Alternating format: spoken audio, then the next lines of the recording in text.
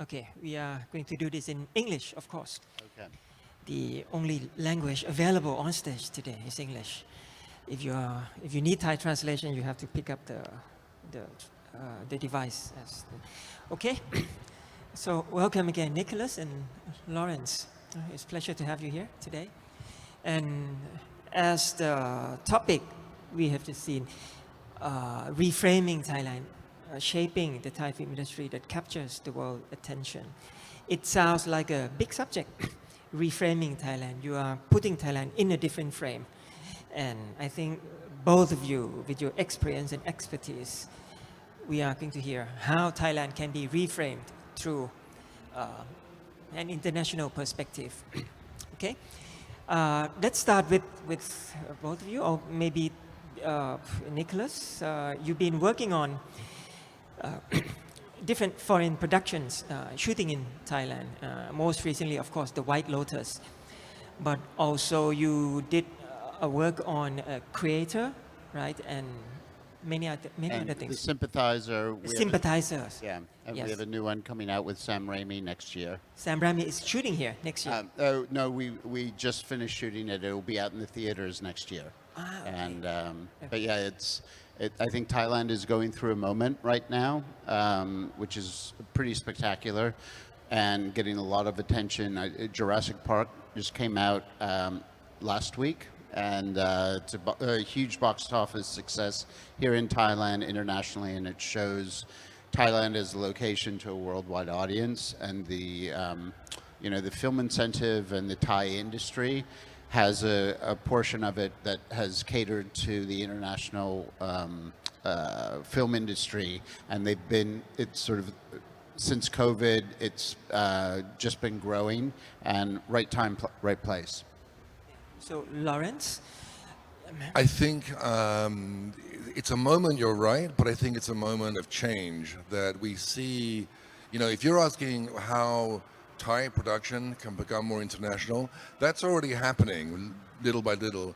And as you know, there was a success at Cannes with A Useful Ghost, and I think that was sort of a big moment outside of Thailand.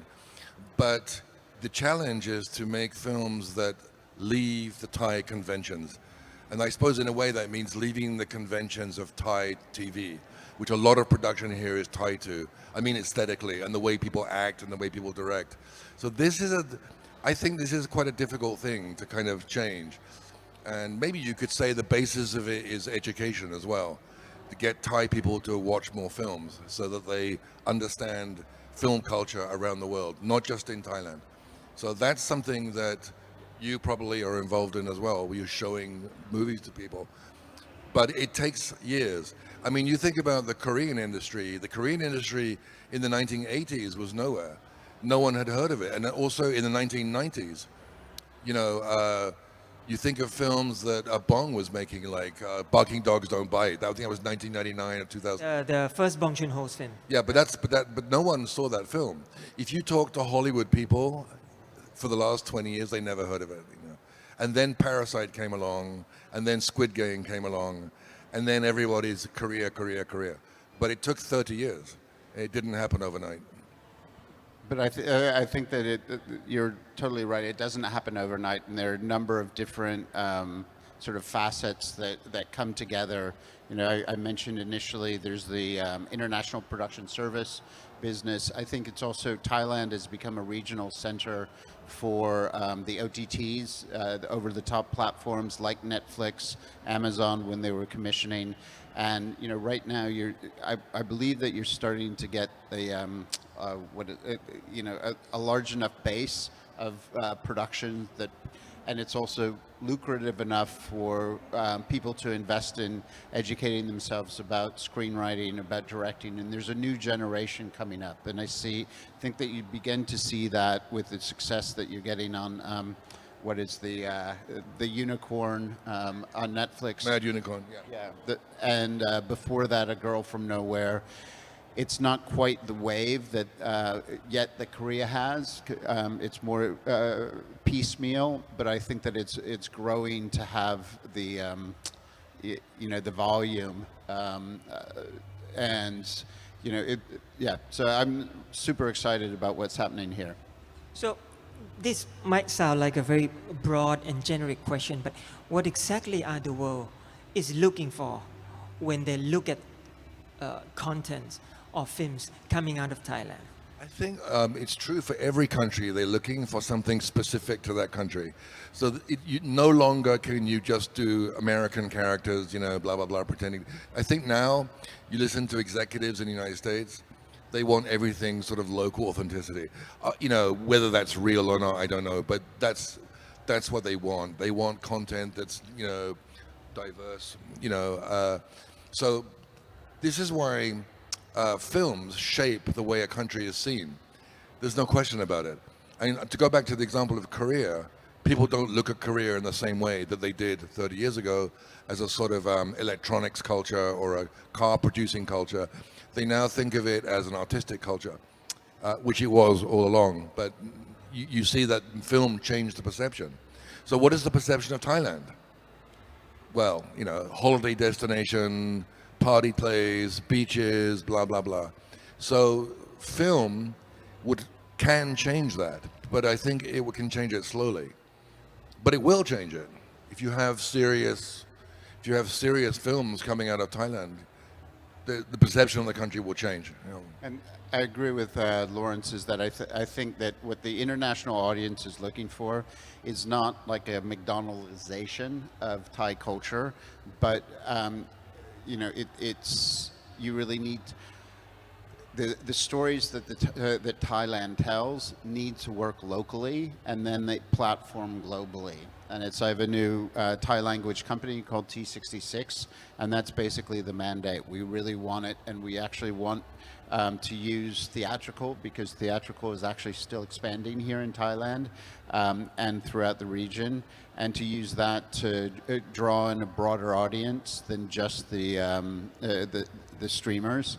But meanwhile, finding sort of the language and the stories that resonate locally. Yeah, we talk about T66 and the outfits you both are working on later on. But I just want to push on a little bit on this, what Lawrence said about how the world is looking for a specific culture or a specific story coming out of a place. I think this is interesting because this is a perennial dilemma of local content makers or filmmakers, that how you achieve the balance of staying true to your own culture, but at the same time, you know, producing something that appeals to someone outside the country. I think about Japan, for example, to get away from Korea a little bit. Let's say like the most famous Japanese filmmakers, let's say like Ozu, from the 40s and 50s. Ozu is very, very Japanese. You know, he's the most Japanese of all filmmakers, but then Ozu is famous worldwide. Everybody in the world watches Ozu film and understand that, okay, the appeal is universal. Or Pedro Almodovar, you know, from Spain. His films are very Spanish. You know, the Spanish spirit is so like strong in all his films. But at the same time, his films are understood by people all over the world. I think this is something that sounds simple enough. You stay true to yourself, but it's not. You know, and how do you try to achieve that balance? I think the point is you're not achieving it on purpose. I mean, I don't think Almodovar, I know him a little bit, and I've talked, he doesn't really care about the international audience. He's just making his movies. And I can guarantee that Ozu and Kurosawa and Koyabashi and all these, you know, Mitsugushi, all these great Japanese directors in the 50s that you mentioned, they were only concentrated on their domestic audience. Domestic market, yeah. You know, Rashomon went to Venice in 1950, and people were vomiting in the aisles, you know, because it was so revolutionary. But the thing is, it was all based on the domestic audience. Thailand has that problem. What's the domestic audience, and what do they want? You know, so what do Thai people watch? Mostly Netflix and TV. So you're going to have to build an audience here first. But I think that it's the success of the directors that you're talking about, and where it works locally and then can platform universally. I think that's really when people are using the universal filmic language and playing within that, and they, Almodovar's movies are very micro focused, but meanwhile they speak to like a human commonality, often like good literature, and then it can move. I think it's like Thai comedies are very successful here. They haven't translated just because of the acting, the writing doesn't translate to a universal experience. Meanwhile, something like Masters of the House or Unicorn, yes, both very commercial, but the structure, the stories are highly specific to Thailand, but meanwhile they play on sort of universal themes and structure. Well, I think the conventions of Thai TV are the problem because, you have that sort of crazy music in the background and it's, boppy, boppy, boppy. And then when there's a joke, there's a kind of boing. And then you sort of, this sort of carries on into Netflix series even. I think, you're going to have to find writers, Thai writers, who are just not geared towards that. But how do they do it financially? Because, the money here is in that kind of popular TV. So there's the problem. Maybe the government can step in or something and help. But you need to fund the writers to produce the scripts, because how do you make a living as a writer in Thailand? Do you think streaming services play a big part in, Oh yeah, huge. realigning all this? It's a huge structure? opportunity actually, because I think that there was a surge of spending. You can see it on a graph, and especially when, pre-COVID, Disney, Amazon, even View, iQIYI, Netflix. Apple was never interested in Southeast Asia, but there was such a spending spurge, and meanwhile, there wasn't the there wasn't the manpower to actually support that, and the prices went up, and we're chasing the few people who had the credits. I think it's actually like the slowdown has benefited the industry, because not as much is being spent.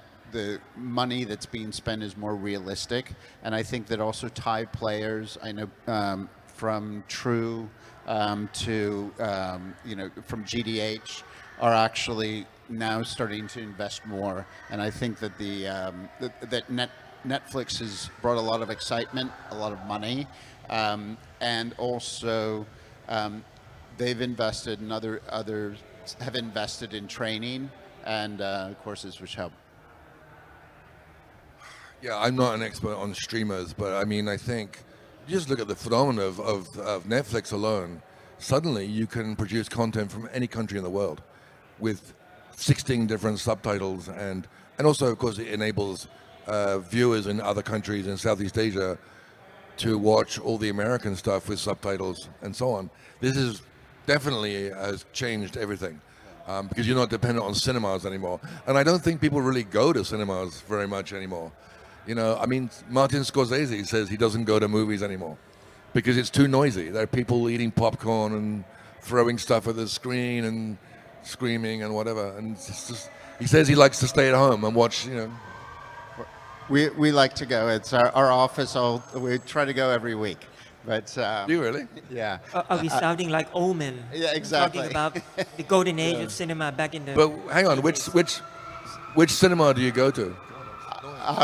There's a multitude of choices, but no, and it's also just for the financial model in Thailand. Is cinema is still a major revenue stream.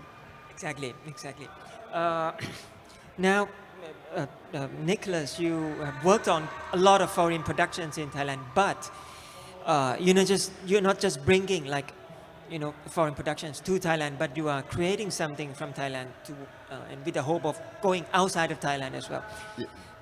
Maybe you would like to talk about that a little bit Okay. on your T66 and the new outfit that you and Lawrence are working on. Fantastic. Yeah. So, I mean, Thailand's giving me a lot of opportunities. I started my company Indochina Productions in 2010, and really what that's focused on is bringing Hollywood and European larger budget projects to Southeast Asia, mainly to Thailand, but then it's with us. Thai crews have traveled to Sri Lanka, the Philippines, and various places. And as you mentioned, we've done a lot of, we were part of White Lotus. We have a number of other similar sized productions that will be coming in end of this year and next year. But I realize that there's a moment now and sort of creative excitement that's happening here in Thailand. And I found the right Thai partners, and we started up a company called T66. T66, yeah. Yeah. And it's a play off of the country code for phone calls. And what we're really doing is we're fortunate to be part of a useful ghost that won at Cannes this year. We're also part of Indochina, Pen X next film, but those are really had been very established directors. Have been our main mandate is we're looking for the next generation. We just announced 2 different projects with 2 young female directors, and we don't want to make pure popcorn or TV movies, but we want to make things that are culturally relevant, but really exciting and work with a theatrical model.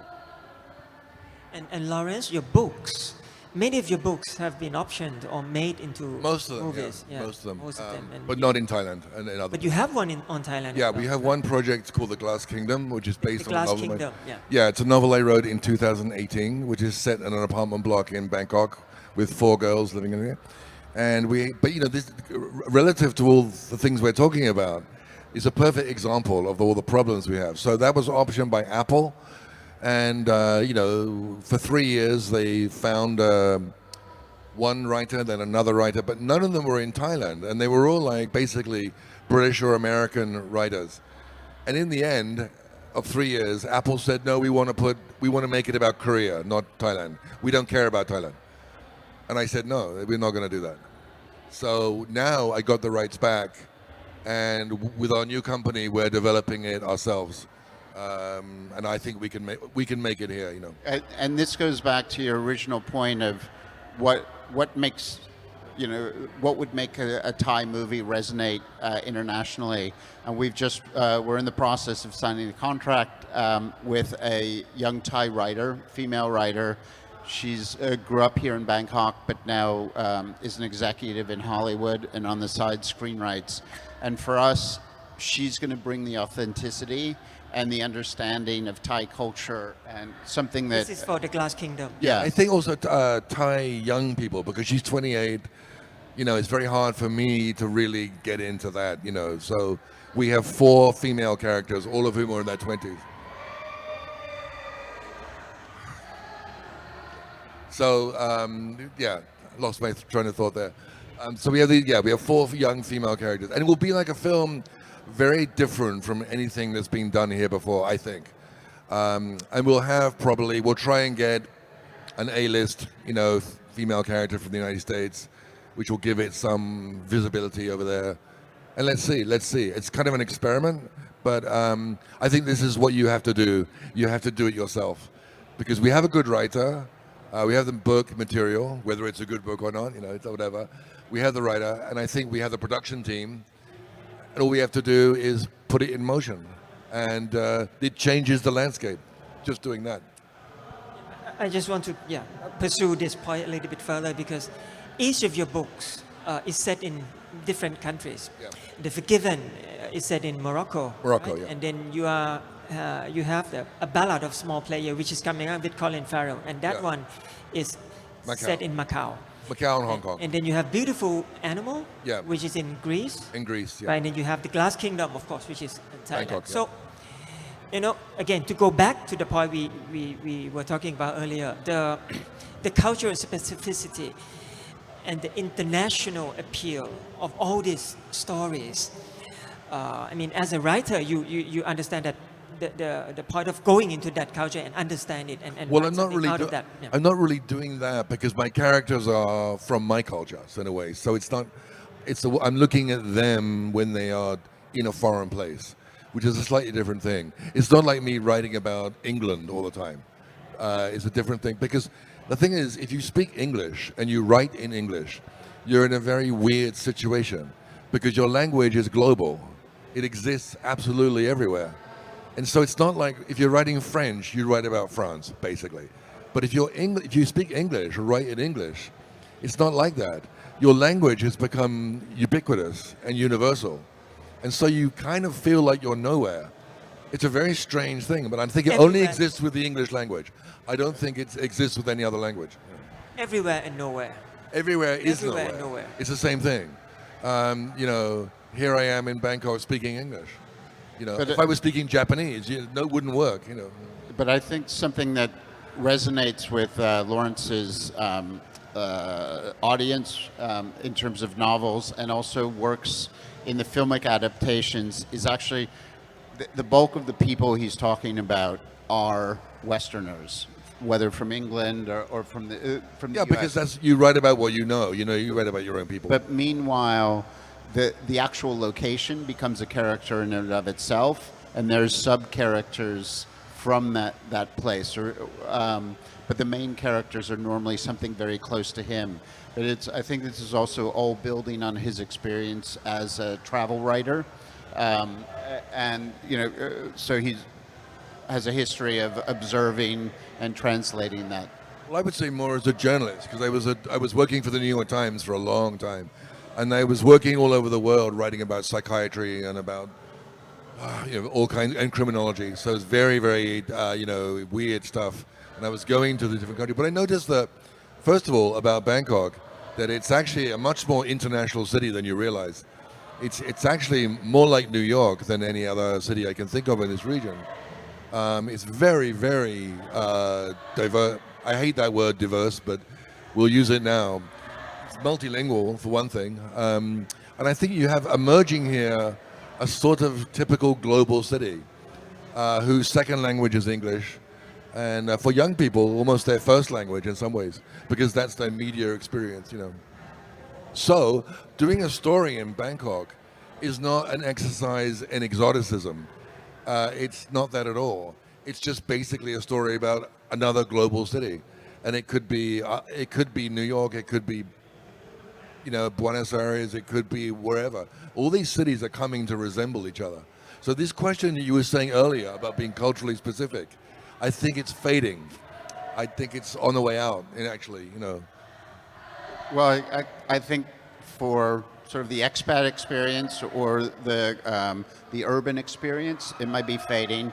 But I think that one of the films that T66 is looking at doing is set in Isan. It's called Isan 7, a play on the thriller heist like Ocean's 11, and it's very specific to Isan, from the music to the art direction to the language.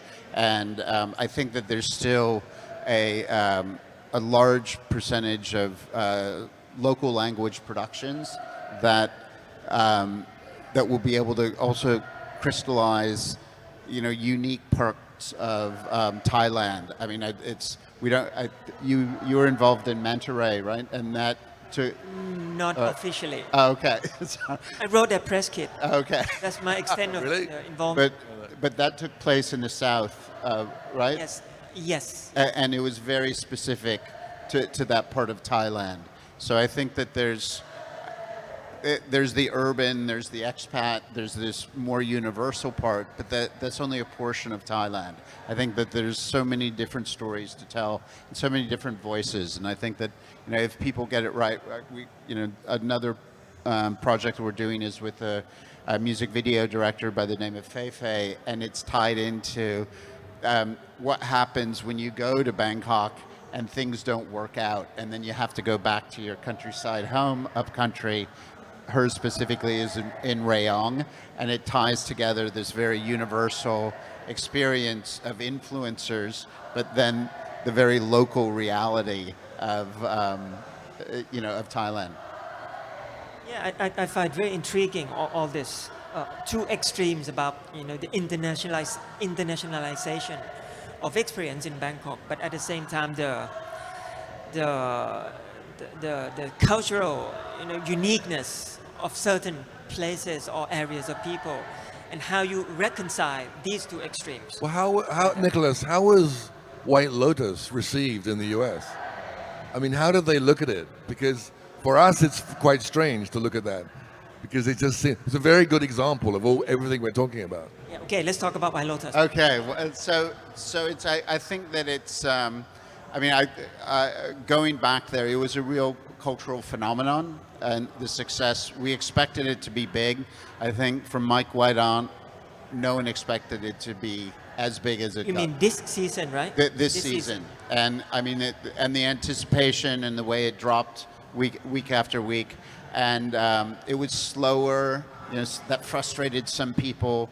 People talk about, is that Thailand? Is that season 3? And I think that something that we're really proud of, and we had Kun Bird, who's a Thai creative producer, and then we also had a really strong Thai production team.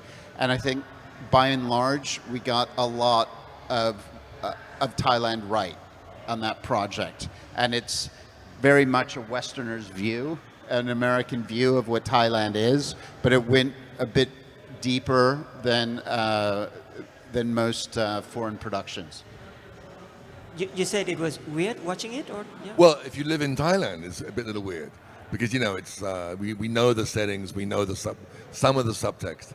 How popular was it in Thailand? I have no idea. No. You know what? I think for Thai people, I don't mean on a lifestyle level and fashion level. Yes. I think for Thai people, we appreciate the fact that Mike White tries to incorporate, you know, a genuine Thai experience into the story, or the Thai pop music, right, or the Thai characters, but at the same time, as you said, it feels a little bit weird because the film is told through the experience of, you know, American who comes here just for 1 week, and you know their projection of Thailand is a fantasy projection of like most tourists, but at the same time the films try to push all this authentic experience through. But I think that he's actually been fairly consistent in that. Season 1, that's how he even though he lives in Hawaii, it's, I think, it was on a more on a smaller level, but that's how Hawaii was treated. Remember, with the rowers. Season 2 played on a lot of cliches of Americans' perception of Sicily, of Italy, of the mafia. And what I love about him, Mike, as a writer, is how he takes a cliche, plays on it, shows a lot of people's characters' expectations, but there's a deeper level. And I think that's something that I'm proud of, is that, yes, I mean, take, for example, the Sam Rockwell, Walton Goggins exchange at the Bamboo Bar. That's all about how do you handle this reputation of Thailand, but meanwhile he does it on a level that twists everything and makes it more about the characters and what they're going through. But maybe you could also argue on a larger level that it's actually the world we live in. I mean, we live in a kind of completely inauthentic world now. Everything is kind of fake. There is no deeper culture anymore. I mean, everywhere you go now. I mean, I go to England now. I don't even know where I am. I don't recognize it. The buildings look the same, but the culture is just gone or turned into something else. But there's no deep rootedness anymore, you know? And kind of looping back to where we started, is I think that this is an amazing opportunity for Thailand to, sorry to take it back to Korea, but to take it where the Korean output has somewhat is dying, is that there's a voice from Thailand, but there is now this universality of distribution, of storytelling, that I think that, you know, Masters of House have started connecting into, telling something that's, you know, Thai, heavily Thai and works here, but meanwhile is told in a manner that it's that people can understand it worldwide. I mean, how much input did Mike White receive from the Thai crew or the Thai production, or that actually came when he started writing or started shooting? I think he became very close to a couple key Thai members. The main one who I mentioned is P. Bird, and Bird had a real voice in no, this isn't how we'd say it, in the dialogue, in the situations, in understanding about just traditions of how people why and different subtle things, and I think he was very open to understanding, and also had a very, like, especially with Bird, had a very close circle of trust, like, and would listen. Yes, because you asked if the show is popular in Thailand, and I would say yes. I guess It brought a lot of excitement to Yeah. people, to viewers. Well, no, but what I meant was, is it on what level? Because we know the tourist industry loved it, and we know that the hotels were expecting boom numbers, and it didn't happen. So it just turned out to be a sort of, that didn't. They were sort of looking at it as a sort of marketing thing for the country. Now, to go back to the theme of this talk, that's not the way to do it. You don't want to make national PR. Advertisement. Because people can see through that, and they understand immediately that it's bullshit, and they won't, so that's the wrong way to look at it. And I think, of course, there are millions of viewers. I mean, I don't know, but the way it sort of went down here, it seemed very much like that was what was interesting to them. It was just a way of projecting the image of the country. I don't know what Mike White's intention was, but it wasn't that. I mean, it fits into the other seasons of White Lotus. So it's a theme, in every country.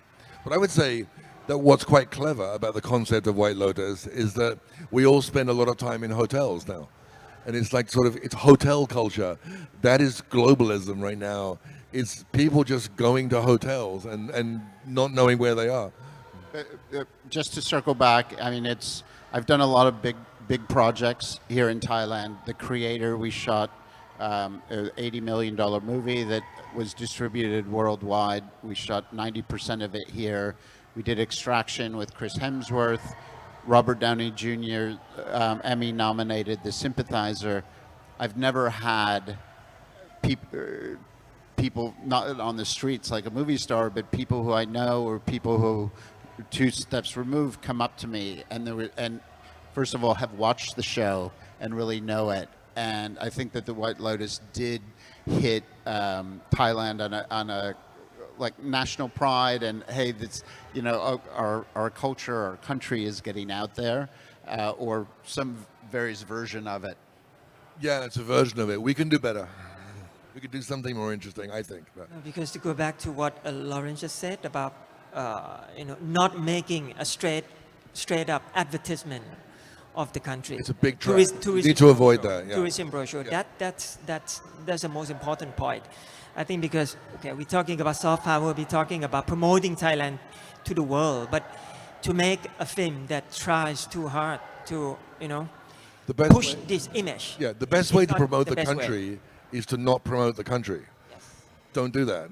Just make things that are interesting. You don't need to promote anything. Yes. And I think look at the tourism sector in Thailand is floundering because there's tons of PR and there's tons of promotion and there's tons of propaganda. People don't care. If they won't come, they won't come. They have their own reasons.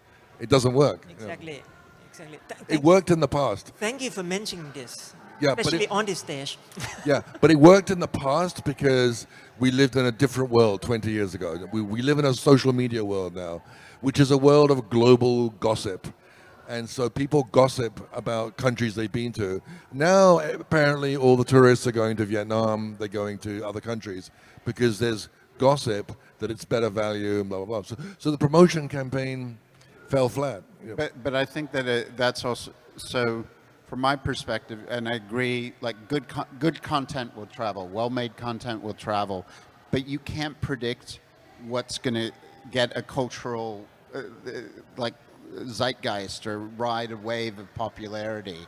And now with people streaming things on TikTok, on Netflix, it's not formulaic what hits and what doesn't. So I think it's our job as creators to really just focus on making things that are true to ourselves, true to our experience, and then and making as much of it as you can, and then you hope that something will hit. You know, A Useful Ghost that won it at Cannes this year. I think a lot of people wished for the success. It wasn't predictable. That's right. This is why planning these things too much is you need to just focus on what you're passionate about and hope that it translates, because it will. Well, not every time, but it will sometimes. But you don't need to worry about this sort of larger scheme of promoting a nation. I can guarantee that no Japanese filmmaker has ever worried about promoting Japan. Not necessary.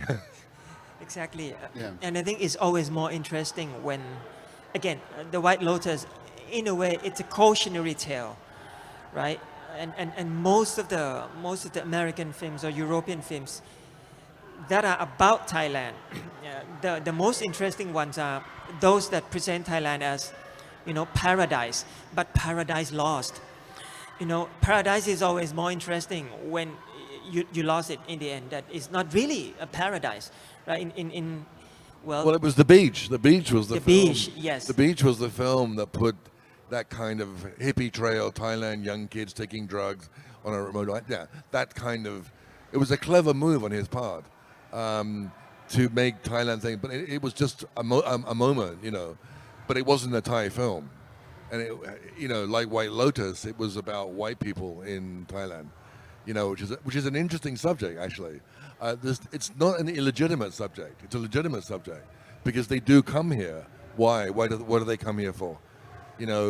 Buddhism and blah blah blah. It's very confused and very weird. But they do come for a reason, I mean, I look at the people in the hotel I'm staying in, Dusitani, and you see these very wealthy American tourists in their weird sandals and their weird shorts and their weird baseball caps, ready to go see some temples, drenched in sweat. You have no idea what they're enjoying, why are they, Yeah. It is very strange. And I think also true of expats, or I hate that word expats, but I mean people who live in other countries, there's a kind of displacement which they want. They want to get out of their national character. But I think this goes back to what we mentioned in the beginning, is the things that travel are the ones that are true, that speak to human experience, that the creator is close to. Mike White is very close to that milieu. He's writing about what he knows. And I can't say yet, but we hope to be involved in a project which is based on a very famous novel, but instead of telling it from the traditional Western perspective, it's looking at it from one of the minor characters' locals' perspective. Thailand? Let's just say in Southeast Asia. And that's where I think that, and what I really like the pitch of this is because someone's going, what does this novel mean to me? And it's actually by re-envisioning it that way, the person who's putting the project together has made it very personal and very authentic. Okay. I think we are down to the last 5 minutes, so maybe the last point, last question. The potential of Thailand now and in the future. We've been talking about foreign productions here and local contents going out of Thailand, and also like the resources of Thailand in terms of the crew and technology and the pool of stories in Thailand. So how do you see Thailand going from here? I've invested my life into this bet. And I think that I find Thailand right now, it's really the epicenter of creativity, and I think we've only just begun seeing its potential. I lived in New York in the 1980s, and I feel a similar sort of fever on the street, and where business people and government people and chefs and painters and writers are all talking together. And Bangkok and Thailand can be expensive, but it can also be very reasonable. And I think there's just a cost of living that's making it very accessible and a laissez-faire attitude and some support from the government. But then, I'm totally bullish on it, and it's also I see it as a real center for Asia. I have a separate partnership in Japan, and they're feeding off of the energy that's coming out of here. I can't really speak to that as much because I'm not as involved in the film industry as you are. But I sort of agree with, I think I'm quite impressed by the young Thai writers and filmmakers that I've met. I mean, they have their frustrations, of course. But there is something boiling up from below. I think certainly for people under 35, that generation, that's going to change everything, I think, But as I said at the beginning of this talk, 10 years, I think that's how long it takes to percolate through. Because I would say, being a writer myself, it begins with that. Films begin with writing. They're, in a way, a form of writing. Bad script, bad film. Good script, sometimes a good film. But either way, you have to start from that. So you need to nurture the culture of writing here. And that's what's lacking the most. Because all the technical paraphernalia of making TV shows, you can do that. And I've heard that Thai crews are really good and really professional and so on. You've got that infrastructure. But creativity isn't that. Creativity is putting words on paper. Simple as that, because it's a form of storytelling, it's a form of narration, and it always begins with that. I mean, I would set up writers' workshops. That's what I would do here if I was in charge of this country, because out of that would come a transformative wave of, because I'm sure the talent is there. And, the young woman we've just hired to write The Glass Kingdom, I'm very hopeful she's going to turn in something amazing.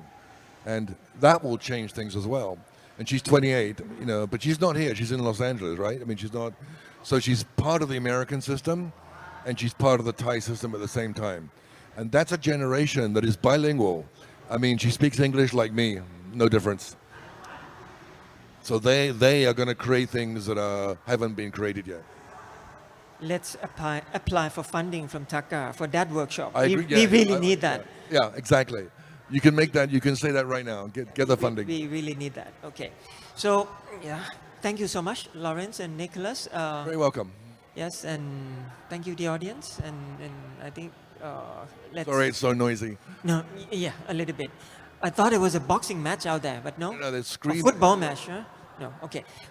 ขอบคุณครับ Thank you. Thank you all. ขอบคุณครับ